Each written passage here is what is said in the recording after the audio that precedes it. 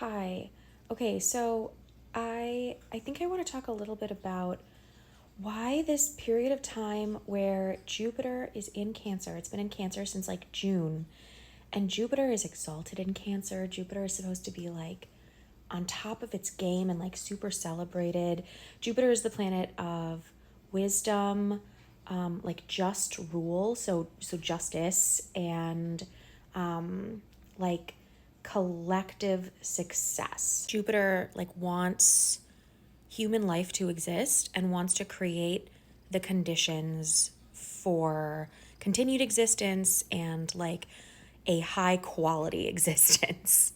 There's also like a connotation of like mental expansion or like learning from each other or doing things in a way that is mutually beneficial. It's like a very symbiotic kind of quality. Of a visitor. Hi, sweetie. It's really, really cold. So she's feeling like begrudgingly affectionate, I think, just because she's cold, not because she likes me. Anyway, so you might be wondering, like, if Jupiter is doing so well, why is everything so horrible? And why does it feel like we're facing an existential threat constantly? I think part of it is okay, so Jupiter is exalted in Cancer. It also takes on some like Cancerian qualities when it's transiting Cancer. And Cancer is quite concerned with keeping outsiders out and insiders in. We want to like provide and care for the ones who have like earned our love and our trust and our protection. But Cancer is also not friendly to strangers, not friendly to outsiders because they have something of value that they are trying to protect. So, this like obsession with painting certain groups as outsiders or like inherently dangerous, it's not safe to let them in, that kind of stuff is very Cancerian. And Jupiter, as like an expander and just creates this increase of whatever kind of energy it's embodying, we see a ramping up of that kind of rhetoric. She's like right in my face. What is this? This never happens. It is really cold over here. I like can't feel my nose or like the tip of my nose, and my fingers are definitely cold. I haven't felt my toes in 48 hours, but let's not even go there. Another like quality of this moment in time, I know I've talked about this before, but I think that it is really impacting how Jupiter is doing pretty heavily. It's because of this situation. So this is Jupiter, this is Chiron, known as the wounded healer. Transiting Chiron points out a wound that over time must be worked with, and healing work has to be done. Chiron emphasizes that healing doesn't happen in like a linear, straightforward, or logical way. It also kind of points out that healing does not mean undoing what, like the harm that has already been done. That harm was done, period. It's not going away. And healing doesn't always look like, oh, I don't hurt anymore. The point with Chiron is almost like to, it's like you're washing out a wound to like clean or prevent infection and redressing it gently.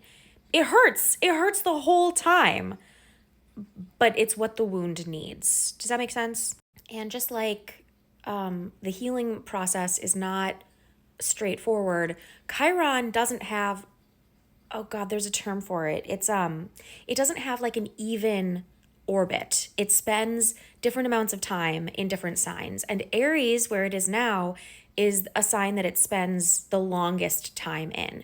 So it doesn't have rulership in Aries, but there is something there about like it has the most to say in Aries, or it really requires us to focus for a long time on Aries themes when it transits Aries. Aries is the sign of personal liberty. It's also an energy of I'm going to do what I want when I want, and you can't stop me.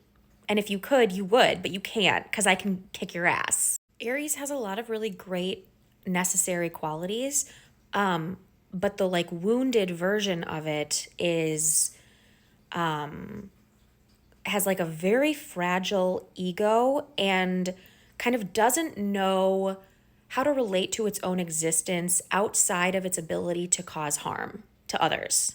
So, as these two have been moving in and out of a square to each other over the last several months, a square is a difficult, tense aspect. It brings frustration and just like contradictory motives. It's like all of the positive significations of Jupiter in Cancer, which is, again, like how do we thrive as a community? How do we come together as groups of people, look out for each other, keep each other safe and protected and alive?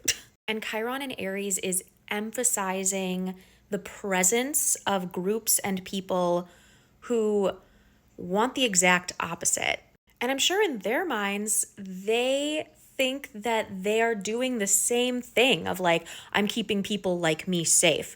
But their ability to recognize similarities in people come down to very like shallow surface level physical similarities, not spiritual or like values based similarities. And their values are based on something just very like surface level, shallow, kind of youthful. Aries is like, it's the first sign of the zodiac. And so it's quite impulsive. It has not like thought very deeply about why it does the things that it does. And like Chiron and Aries, it makes it very easy for certain people to get trapped in this loop of kind of constantly having to prove their own existence to themselves because they don't believe that they exist if they're not impacting the world around them. And if they can't do it in a positive way or believe that they are just like not likable people, they will settle for like being feared or trying to be feared. Anyway, this is why, and it sucks. It's so interesting because I think I started to say this earlier but never like fully got into the point was Jupiter's significations of community building are being presented or like being squeezed out under duress, like under threat of violence from Chiron and Aries. We are coming together, yes, and don't stop, keep going. It's interesting that it needed to happen this way. For now, they're separating because Chiron is moving direct, so it's like moving forward, and Jupiter is still retrograde. We do get one last square between them, though. I think it's in very early July. It might even be July 1st. Yeah, it's like just as Mars is coming into its conjunction with Uranus in Gemini this summer. It's going to be a frenzied summer. Anyway, all of that to say, it's not over yet. We do get that last square. It's across Leo and Taurus, which those are different signs than what they're in now. Those are fixed signs. So it's almost like it's not about getting the edge on each other. It's more about like maintaining a foothold. Fixed signs care more about like perpetuity or maintenance than like starting or inciting something. I hope this was helpful. Thank you for watching. Keep embodying the like Jupiter in Cancer, we keep us safe energy. If the best we can get out of this Jupiter transit comes like in that square with Chiron, we still get benefit from the Jupiter stuff, you know? Oh my God, I'm almost at 10 minutes. Okay, bye.